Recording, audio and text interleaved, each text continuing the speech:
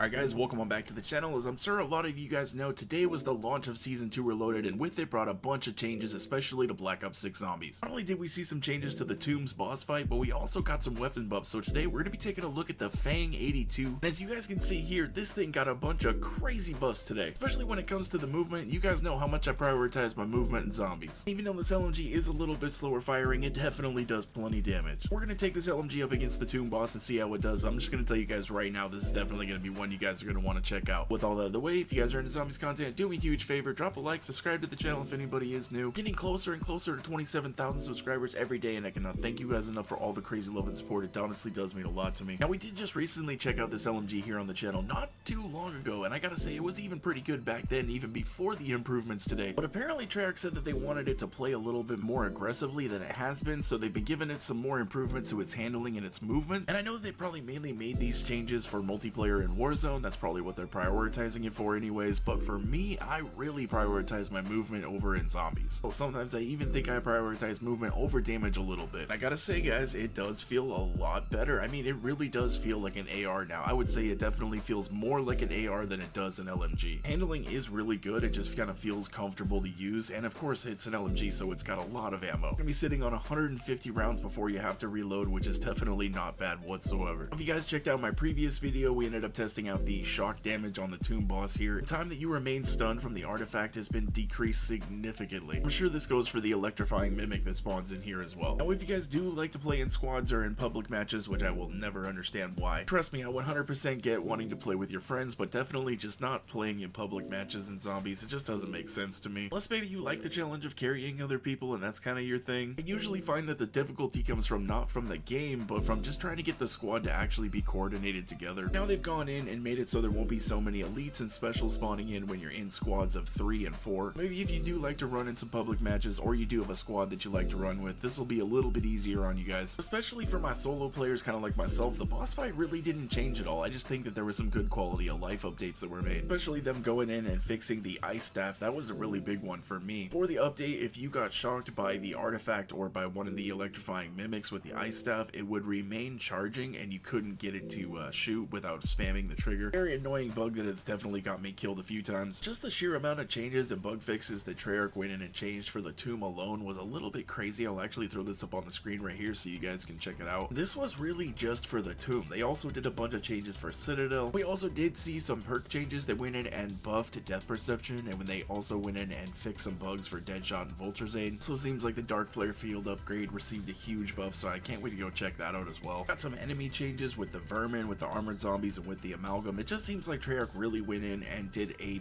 bunch of quality of life updates, so I can really applaud them for that. I may not have seen any major like actual content for this update, but I'm perfectly fine with that if they're just focusing on making the game better. I really don't think that Zombies will be down for too long at all, just because from the rumors that have been circling around is that now with Season 3 we're most likely going to be seeing another map dropping. Which is kind of crazy to think that they would drop Verdansk and another zombie map at the same exact time. I was really thinking that if there was going to be a season that they wouldn't drop a zombie map, it would be Season 3 because they want everybody on Verdansk, but according to the Ghost of Hope, it's most likely that we're going to be seeing a new zombie map with Season 3. If I really had to guess, the one season that probably won't see a zombie map will most likely be Season 6. Now it could be Season 4, but it really only makes sense that if it was Season 6, it would be during that time where they're already really gearing up for the next Call of Duty to come out. Most of the time when Season 6 launches, it's literally in that exact month, or it's like halfway through Season 6 when the next game launches. Since the next game, as we already know, is going to be another Black Ops game, they're most likely just going to be wanting everybody's attention on that, especially since that's most likely going to have zombies in it as well. If what I've been hearing is true, next year for Zombies is going to be crazy, as we not only could be seeing the return of Outbreak or something extremely similar to it, could be seeing some new round-based maps, plus the potential ability to be playing the Black Ops 6 zombie maps with whatever technology that Black Ops 7 or whatever the next game is going to be. If that is true, Zombies could be in for just an absolute, just insane year next year. If we are going to be seeing Outbreak again, that really has me thinking, where is it going to be taking place? Are we going to be getting Outbreak on Verdansk? Could it be possible that we would finally get to see Avalon? Really don't know, but I'm definitely curious. What do you guys think? Which map or where do you guys think that the next Outbreak location is going to be? Let me know down in the comment section. This Fang, still absolutely insane against this boss fight, guys. There it is, boss fight complete. Definitely recommend you guys check out this LMG. This thing is absolutely absolutely amazing here in Zombies, especially against this boss fight. I highly recommend you guys check it out. Go ahead and toss up the loadout up on the screen right here. Again, if you guys made it this far into the video, you don't know how much I greatly do appreciate you. Do know that Black Ops 6 and Call of Duty is in just a little bit of a lull right now, so anybody that is still steadily rocking with me, man, it really does mean a lot to me. I do got faith though that things are going to start picking up here real soon. I think we got some banger DLC that's coming down the pipeline that's going to make for some killer content. Again, thank you guys for everything. Drop a like on the video if you guys enjoyed it. Subscribe to the channel if anybody is new. I hope you guys have a wonderful rest of your day, and I'll catch you